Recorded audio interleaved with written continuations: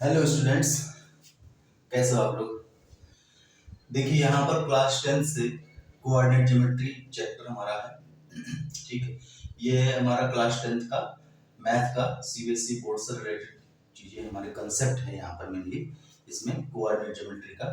तो वो हम एक बार रिवीजन करेंगे। ठीक है, देखिए जरा कोऑर्डिनेट ज्योमेट्री से भी क्वेश्चंस काफी ज्यादा आते हैं एग्जाम में, तो एक बार हम कंसेप्ट को एक क्विक रिवीजन करेंगे। ठीक है, तो यहाँ पर लिखा हुआ है इंपॉर्टेंट डेफिनेशंस एंड फॉर्मूले। तो इंपॉर्टेंट डेफिनेशन एंड फॉर्मूले क्या है इसके, देखिए यहाँ सबसे पहले तो कोऑर्डिनेट ज्योमेट्री में हमें करना क्या होता है। यहाँ पर कह रहे हैं a system of geometry, a system of geometry where location of the point in the plane is described.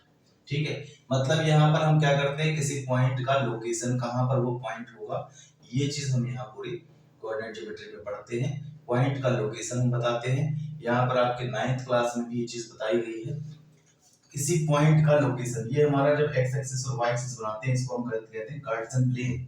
ठीक है, और इस कार्टेशियन प्लेन में ये पॉइंट हमारा, ये जो जब हम एक्स एक्सिस यानी हॉरिजॉन्टल लाइन हमारी एक्स एक्सिस है और वर्टिकल लाइन वाई एक्सिस है, तो जब हम एक्स एक्सिस और वाई एक्सिस बनाते हैं तो ये हमारा 4 क्वाड्रेंट में डिवाइड होता है। इसको हम first quadrant, second quadrant, third quadrant और फोर्थ क्वाड्रेंट कहते हैं। ये आपने 9th क्लास में ही पढ़ा है। और यहाँ पर जब हम कोई पॉइंट को यहाँ पर लोकेट करते हैं तो यहाँ पर ये पेयर ऑफ पॉइंट होता है। ठीक है, पेयर ऑफ पॉइंट में पहला हमारा एक्स कोऑर्डिनेट और दूसरा वाई कोऑर्डिनेट होता है, और इसका नाम भी यहाँ पर एब्सिसा और ऑर्डिनेट होता है। ये भी हमने 9th क्लास में पढ़ा है। ठीक है, कुछ पॉइंट्स को लोकेट करना तो हमने 9th क्लास में सीखा है ना। ये सब चीजें हमने 9th क्लास में सीखा है कि पॉइंट को हम कहाँ पर रिप्रेजेंट कैसे करते हैं। तो यहाँ पर आपने देखा होगा दोनों ही पॉइंट्स हमारे जो जो पेयर ऑफ पॉइंट होते हैं दोनों पॉजिटिव होते हैं। ठीक है, इधर माइनस और प्लस होता है, यहाँ पर दोनों ही माइनस माइनस होंगे और यहाँ पर प्लस और माइनस होगा। ठीक है, तो ये इस तरीके से आपने 9th क्लास में ऑलरेडी पढ़ा होगा। अब यहाँ पर कह रहे हैं कि a system of geometry where the location of point in the plane is described. ठीक है, ये हमारा ज्योमेट्री ऐसा है जिसमें किसी पॉइंट का लोकेशन डिस्क्राइब किया जाता है using N ordered pair of number. Ordered pair of number मतलब यहाँ पर ये जो ऑर्डर होता है वो हमारा मैटर करता है। अगर आपने 3,2 लिखा है ना, वो पॉइंट अलग होगा, और 2,3 लिखा तो वो पॉइंट अलग होगा। इसलिए हमें ऑर्डर पर ध्यान देना है। यहाँ पर ऑर्डर चेंज होगा तो पॉइंट भी हमारा चेंज हो जाएगा, तो इसलिए यहाँ लिखा है ऑर्डर्ड पेयर। ठीक है, इस कार्ड कोऑर्डिनेट ज्योमेट्री। तो हम यहाँ पर किसी पॉइंट का लोकेशन हम यहाँ बताते हैं इस पूरे चैप्टर में। तो यहाँ पर है the coordinate of any point on x axis. तो एक्स एक्सिस पर अगर कोई पॉइंट है ना, तो उसको हम किस तरीके से लिखेंगे, उसको हम x, 0 लिखेंगे, क्योंकि यहाँ पर एक्स एक्सिस पर ये जो हमारा y कोऑर्डिनेट होगा ना वो 0 हो जाएगा। हर एक पॉइंट पे एक्स एक्सिस के हर एक पॉइंट पे y कोऑर्डिनेट क्या होता है, यहाँ 0 होता है। तो इस पॉइंट पे एक्स एक्सिस पर अगर हम कोई पॉइंट लेंगे तो वो हमारा किस टाइप का होगा, x, 0।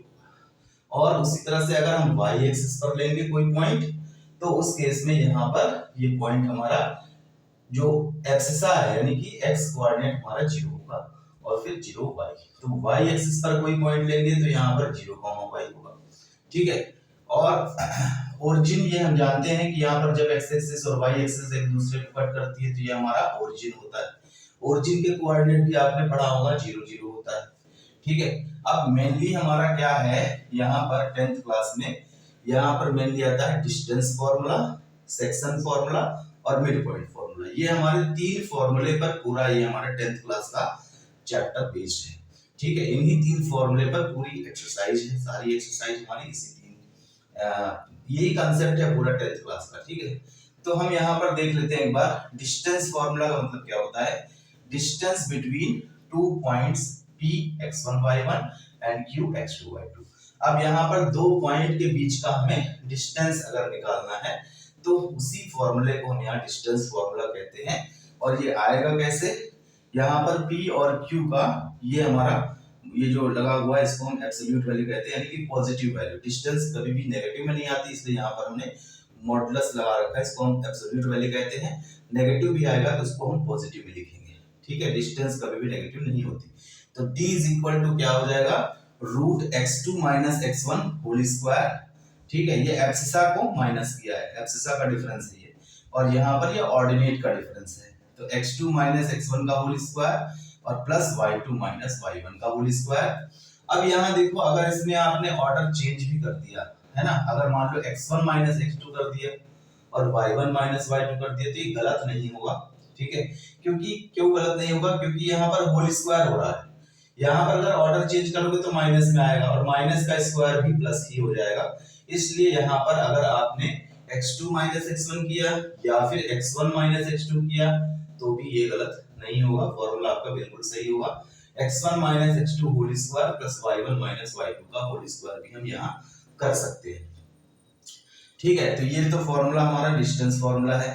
अब अगर डिस्टेंस हमें किसी पॉइंट का ओरिजिन से निकालना है, ठीक है, ओरिजिन पॉइंट से अगर हमने निकालना है तो ये पॉइंट तो हमारा 0 0 होता है, तो उस केस में यही फॉर्मूला जब हम यूज करेंगे तो ये हमारा x माइनस 0 का होल स्क्वायर, y माइनस 0 का होल स्क्वायर हो जाएगा, और इसका फाइनल फॉर्मूला हमारा हो जाएगा distance from any point, distance of any point from the origin root x square plus y square हो जाएगा। ठीक है, सिंपल सा छोटा सा फॉर्मूला है। तो ये हमारा हो गया डिस्टेंस फॉर्मूला, है ना, ये डिस्टेंस फॉर्मूला। इस पर आपकी पूरी एक एक्सरसाइज, पहली जो एक्सरसाइज है वो पूरी इसी पर है।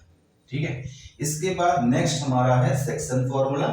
ठीक है, सेक्शन फॉर्मूला हमारा अगली एक्सरसाइज के लिए सेक्शन फॉर्मूला यूज होगा। तो सेक्शन फॉर्मूला, सेक्शन मतलब क्या होता है, सेक्शन मतलब पार्ट। अब पार्ट का मतलब किसी लाइन सेगमेंट को, देखो ये पॉइंट और ये पॉइंट को ज्वाइन करने वाली लाइन सेगमेंट है P और Q को, और ये कोई एक पॉइंट है बीच में जो इस लाइन सेगमेंट को किसी रेशियो में डिवाइड करती है, मान लो m1 और m2 के रेशियो में डिवाइड करती है। तो उस केस में हम यहाँ पर इस पॉइंट को कैसे पता लगाएंगे, ठीक है, जो इस लाइन सेगमेंट को डिवाइड करती है उस पॉइंट को निकालने का यहाँ पर फॉर्मूला है सेक्शन फॉर्मूला। यही पॉइंट हमें निकलता है इस फॉर्मूले से, जो किसी रेशियो में किसी लाइन सेगमेंट को डिवाइड कर रही है। तो यहाँ पर m1 और m2 के रेशियो में डिवाइड कर रही है, ये पॉइंट हमारा x1 y1 है और ये पॉइंट हमारा x2 y2 है। तो जब हम इसमें फॉर्मूला लिखेंगे तो ये हमारा फॉर्मूला होगा m1 x2, m1 और x2 इधर वाले से, है ना, m1 और x2, m2 और x1, बीच में प्लस लगाएंगे, m1 x2 plus m2 x1 multiply हो रहा है इनके बीच, m1 x2 plus m2 x1 upon ये रेशियो जो होता है इनका सम होता है नीचे, m1 प्लस m2। इसी तरह से m1 y2 plus m2 y1 divided by m1 plus m2।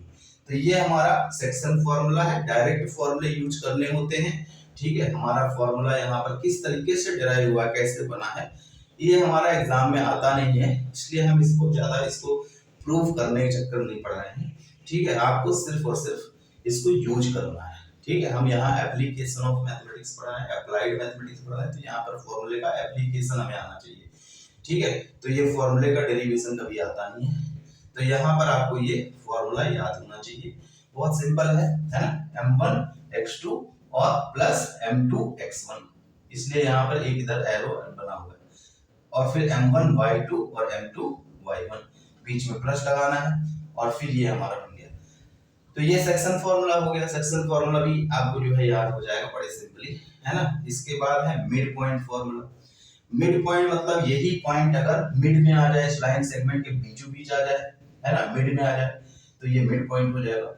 अब मिड पॉइंट के मतलब क्या हुआ, इनका जो रेशियो होगा वो इक्वल होगा, है ना। तो रेशियो यहाँ जब इक्वल हो गया, m1 m2 रेशियो इक्वल जब होगा, 2 2 का रेशियो तो कट करके 1 ही आ जाएगा। तो यानी कि यहाँ रेशियो इसका 1 1 है, और उस केस में m1 और m2 को क्या रखना है, इसी फॉर्मूले में 1 रख देना है। तो m1 और m2 की जगह जब आप 1 रखोगे तो नीचे तो 1 + 1 2 हो जाएगा, और यहाँ पे 1 से मल्टीप्लाई होगा तो सेम ही रहेगा। यानी कि ये हमारा फॉर्मूला क्या हो जाएगा, मिड पॉइंट फॉर्मूला हो जाएगा rxy = x1 + x2/2 और y1 + y2/2। ये छोटा सा फॉर्मूला हमारा मिड पॉइंट फॉर्मूला हो गया। तो ये सेक्शन फॉर्मूले से ही आता है।